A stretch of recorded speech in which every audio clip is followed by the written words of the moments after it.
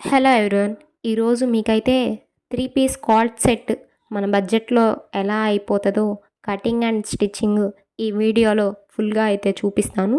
So, ముందలగా body part వచ్చేపాటికి నా previous వీడియోలో ఎలా కట్ చేసుకున్నానో అవే మెజర్‌మెంట్స్ పెట్టయితే కట్ చేసుకున్నాను. మనం నెక్ డిజైన్స్ అనేది లైనింగ్ మీద తీసుకుంటేనే ఈజీగా ఉంటది కాబట్టి నేను బ్యాక్ నెక్ వచ్చేపాటికి కొంచెం డీప్ తీసుకొని దాన్ని సర్కిల్‌లా అయితే తీసుకున్నాను బ్యాక్ నెక్. సో, ఎక్స్ట్రాస్ ఉంటే మాత్రం వీడియోలో చూపిస్తున్న ప్రకారం అయితే ఎక్స్ట్రాస్ అనేది నేను కట్ అయితే చేసేసుకుంటున్నాను. నెక్స్ట్ ఫ్రంట్ నెక్ వచ్చేపాటికి వీ నెక్ అయితే తీసుకుంటున్నాను. నాకు ఎంత డీప్ కావాలో అంత మెజర్మెంట్ పెట్టుకొని కట్ అయితే చేసుకుంటున్నాను. స్ట్రైట్ కట్ ప్యాంట్ కటింగ్ అయితే చూద్దాం. 2 మీటర్స్లో మనకి ప్యాంట్ అయితే రెడీ అయిపోతుంది. ముందైతే ఫ్రంట్ కటింగ్ అయితే చూద్దాం. లైనింగ్ని 2 ఫోల్డ్స్ వేసుకొని నడుము దగ్గర నుంచి మనం లెగ్గిన్స్ ఎంత దాకా వేసుకుంటామో అక్కడ దాకా మెజర్మెంట్ అనేది తీసుకోవాలి. నేనైతే 36 తీసుకున్నా. కింద ఎటు 1 ఇంచ్ అయితే మడత పెడతాం కాబట్టి తరువాత దానిపైన ఇంకో 2 ఇంచులు మార్కింగ్ అయితే చేసుకోవాలి. ఎందుకంటే ఎలాస్టిక్ అనేది యాడ్ చేస్తాం కాబట్టి. తర్వాత హిప్ లూజ్ వచ్చేసేపాటికి 34 ఇంచులు. 34 ఇంచుల్లో 4వ భాగం వచ్చేసి 8.5 ఇంచులు. లూజ్ కోసం ఇంకో 2 ఇంచులు ఎక్స్ట్రా తీసుకోవాలి. మొత్తం కలిపి మనకైతే 10.5 ఇంచులు వస్తుంది. సేమ్ ఇలానే 10.5 ఇంచులు కింద మార్కింగ్ చేసుకోవాలి. లైన్ అనేది డ్రా చేసుకోవాలి.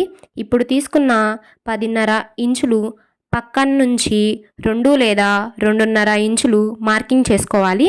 దానికి కర్వ్ షేప్ అనేది తీసుకోవాలి ఆ రెండిటి నుంచి.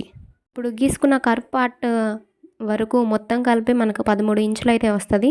దాంట్లో సగం వచ్చేసి 6.5 ఇంచులు. కింద స్టార్టింగ్ దగ్గర నుంచి అయితే మార్కింగ్ అయితే చేసుకోవాలి. ఇప్పుడు కాలు లూజ్ అయితే మార్కింగ్ చేసుకోవాలి. ఎవరికైనా సరే 12 ఇంచులు అయితే సరిపోతుంది. 12లో సగం వచ్చేసి 6 ఇంచులు. ఇప్పుడు చేసుకున్న మార్కింగ్ దగ్గర నుంచి అటువైపు ఇటువైపు 3 ఇంచులు మార్కింగ్ అయితే చేసుకోవాలి. దగ్గర లెగ్ కర్వ్ స్కేలు ఉంటే సరే లేదా నార్మల్గా అయినా మనం డ్రా అయితే చేసుకోవచ్చు. పైన మనం తీసుకున్న స్క్వేర్ బాక్స్ కింద స్టార్టింగ్ నుంచి క్రింద పెట్టుకున్న 3 ఇంచుల దగ్గరకైతే డ్రా చేసుకోవాలి ఒక లైన్ని. సేమ్ అలానే ఇంకో పక్కన కూడా స్క్వేర్ బాక్స్ దగ్గర నుంచి మనం ఇంకో సైడ్ చేసుకున్న 3 ఇంచెస్ దగ్గరకైతే మార్కింగ్ అయితే చేసుకోవాలి. మార్కింగ్ చేసుకున్న ప్రకారం అయితే మనం కట్ చేసుకుంటే మనకైతే ఫ్రంట్ పార్ట్ అనేది అయితే రెడీ అయిపోతుంది. బ్యాక్ పార్ట్ కటింగ్ ఎలా అంటే ఫ్రంట్ పార్ట్ పెట్టి సేమ్ మెజర్మెంట్స్తో డ్రా అయితే చేసుకోవాలి.